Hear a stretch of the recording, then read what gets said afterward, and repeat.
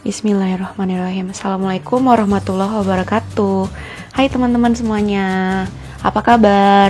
Semoga teman-teman dalam keadaan sehat walafiat ya. Sekarang sudah tahun 2021 nih. Kira-kira harapan terbesar kamu apa sih?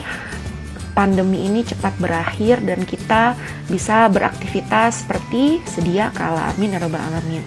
Oke, kita masuk ke video part kedua nih. Yang lalu, apakah kalian masih ingat? Part yang pertama itu membahas mengenai pelaku ekonomi, ya kan? Ada pelaku ekonomi 4 sektor, 2 sektor, 3 sektor. Oke, sekarang kita mulai saja. Part keduanya dimulai dari perdagangan antar daerah dan perdagangan antar negara. Bismillahirrahmanirrahim. Perdagangan antar daerah artinya adalah perdagangan yang diselenggarakan antar wilayah namun masih berada di dalam negara yang sama. Antar wilayah ya, ini di garis bawahinya tuh antar wilayahnya. Kemudian ada karakteristik atau ciri-cirinya yang membedakan antara perdagangan antar daerah dengan perdagangan antar negara. Kalau antar daerah itu karakteristiknya yang pertama spesialisasi, biaya produksinya rendah, pertukaran barangnya juga terjadi, kemudian dia mengejar laba yang terarah pada konsumen. Jadi di sini ada spesialisasi. Yang spesialisasi itu adalah bentuk di mana memaksimalkan faktor-faktor produksi yang ada. Jadi dari sumber daya alamnya, sumber daya manusianya, dan biaya produksinya juga rendah karena kan kita memproduksi di dalam negeri dengan dengan biayanya juga mungkin yang tidak seberapa dibandingkan dengan perdagangan antar negara yang membutuhkan biaya-biaya tambahan seperti biaya untuk ekspor dan lain-lain.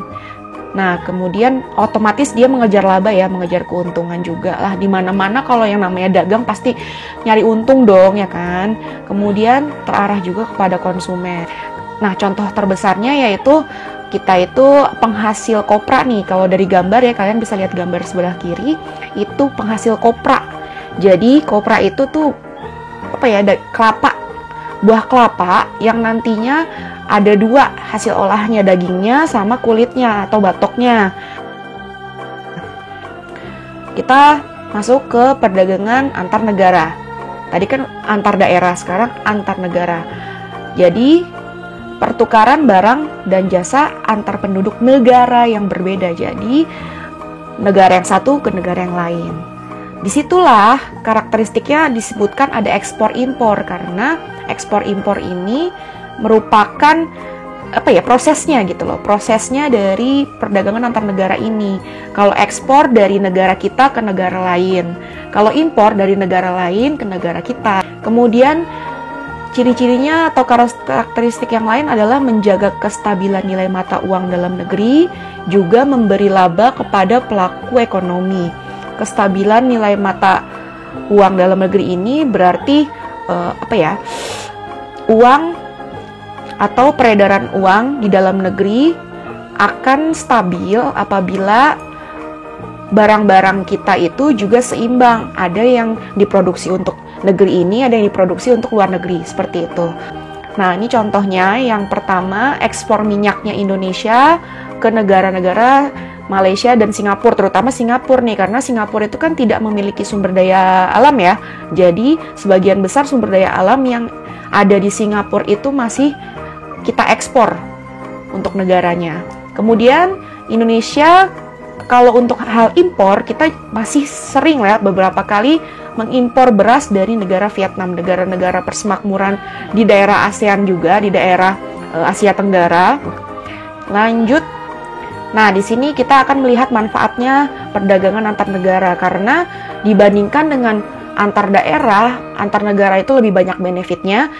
Perdagangannya yaitu pertama menghasilkan devisa negara atau mendapatkan banyak untungan untuk negara, pendapatan negaranya. Kemudian memperluas kesempatan kerja, itu pasti ya kan. Kemudian menstabilkan harga, nih tadi yang hubungannya dengan peredaran uang ya. Jadi ketika ekspor terjadi, maka barang-barang ataupun jumlah barang yang ada di dalam negeri nggak menumpuk gitu. Jadi bisa tersalurkan dengan baik dan tidak ada kenaikan di situ, kenaikan harga terutama. Kemudian meningkatkan kualitas konsumsi. Nah, ini juga pasti kan karena kita hubungannya dengan ekspor impor, salah satunya kalau kita mengimpor itu kan berarti kita mengkonsumsi ya, ada beberapa hal yang kita konsumsi. Nah, itu kan meningkatkan kualitas konsumsi. Jadi hubungannya juga ada dengan selera konsumen juga ini. Kemudian mempercepat alih teknologi. Dengan adanya perdagangan internasional, otomatis teknologi itu semakin kita pergunakan dengan baik gitu. Nggak selamanya kita masih manual, karena kan perdagangan antar negara melibatkan banyak negara yang kita lakukan ekspor dan impor di dalamnya. Otomatis harus ada penggunaan teknologi dengan efisien gitu. Kemudian di sini ada faktor pendorong perdagangan antar negara. Faktor pendorong pertama itu perbedaan sumber daya alam ya. Jadi kan setiap negara itu kita saling membutuhkan satu sama lain. Oleh karena itu kita melakukan ekspor impor. Kita mengekspor yang kita punya ke negara lain, kemudian negara lain yang mendapatkan hasil ekspor kita mempunyai keunggulan juga nih, mungkin dari sumber daya manusianya atau dari sumber daya alamnya yang kita nggak ada. Mereka melakukan ekspor juga ke kita, which is kita mengimpor dari mereka begitu.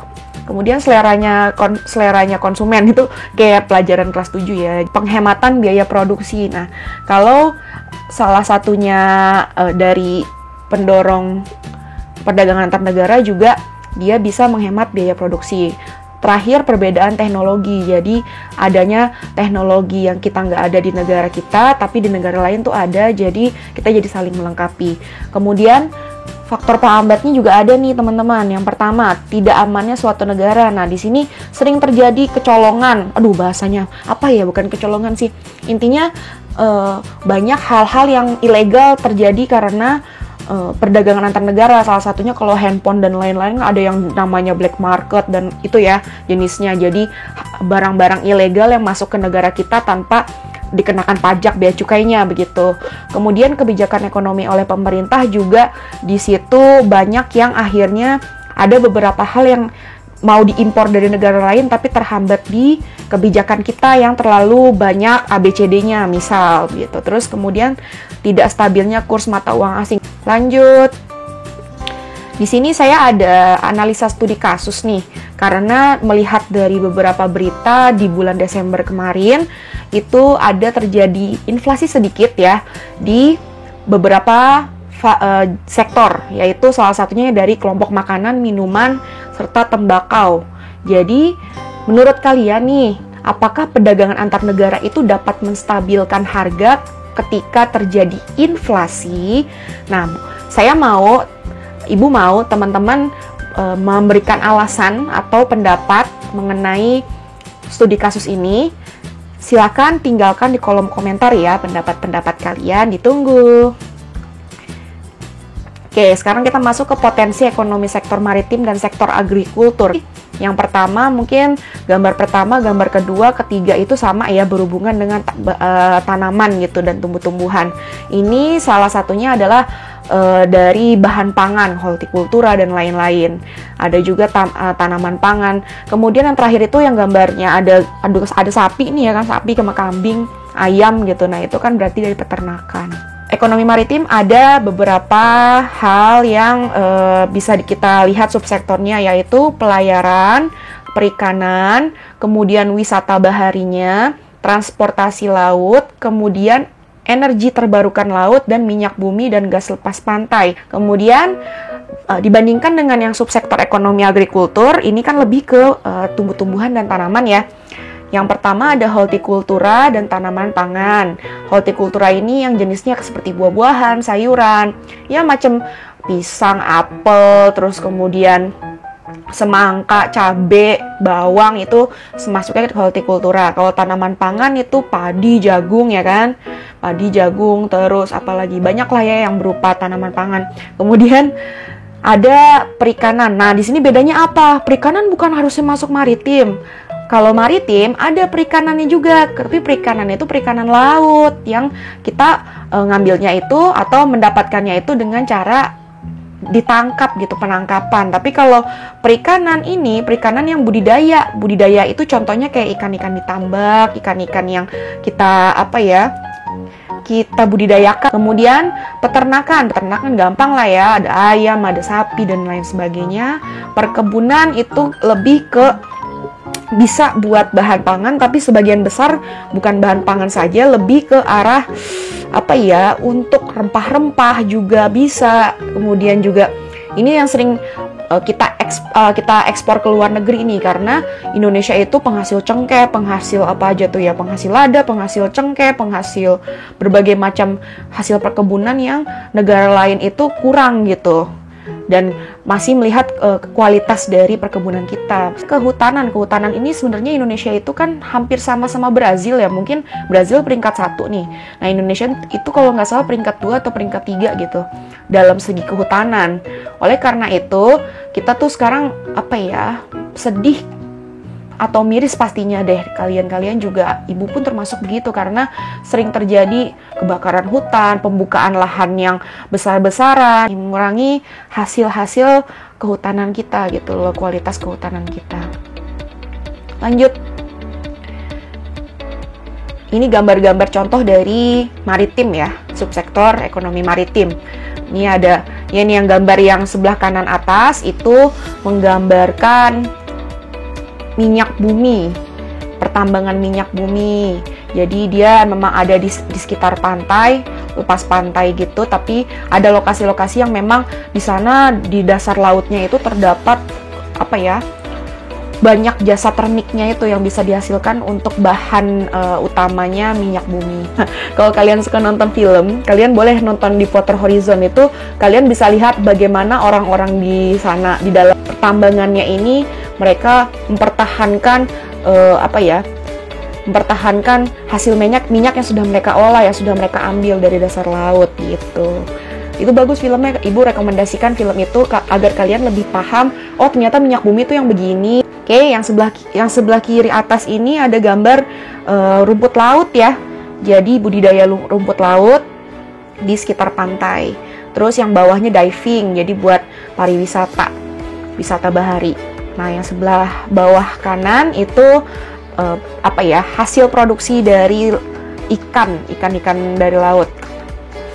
Lanjut, tujuan potensinya kalian bisa cek sendiri ya di sini, Pak. Nah, kita bersyukur kita tinggal di Indonesia. Indonesia itu sumber daya alamnya lengkap banget ya, Masya Allah, keren banget.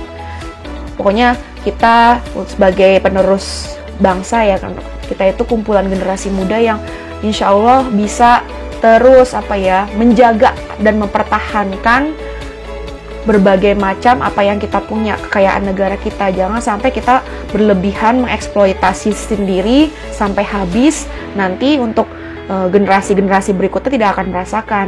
Jangan sampai seperti itu ya. Ada strategi pengembangannya, baik ekonomi maritim maupun yang agrikultur. Yang pertama, ada pembangunan infrastruktur. Jadi agar semakin berkualitas, kita itu perlu eco-farming. Farming itu berarti meningkatkan pertanian dengan bahan-bahan hasil limbah yang diolah kembali. Terus ada juga perbaikan irigasi. Nah, ini juga perlu ya untuk agrikultur, khususnya untuk tanaman pangan atau yang pertanian jenisnya. Kemudian pembangunan perbaikan sarana pertanian juga ini hampir sama perbaikan irigasi, itu berhubungan. Sama yang terakhir adalah pembukaan lahan baru sesuai AMDAL. AMDAL itu adalah analisis dampak lingkungan ya. Dampak lingkungan itu berarti ketika membuka lahan itu harus memikirkan bagaimana pengolahan limbahnya, kemudian juga apakah ada efek samping terhadap lingkungan di sekitarnya juga, itu seperti itu. Jadi ada pertimbangan yang dinamakan AMDAL, analisis dampak lingkungan.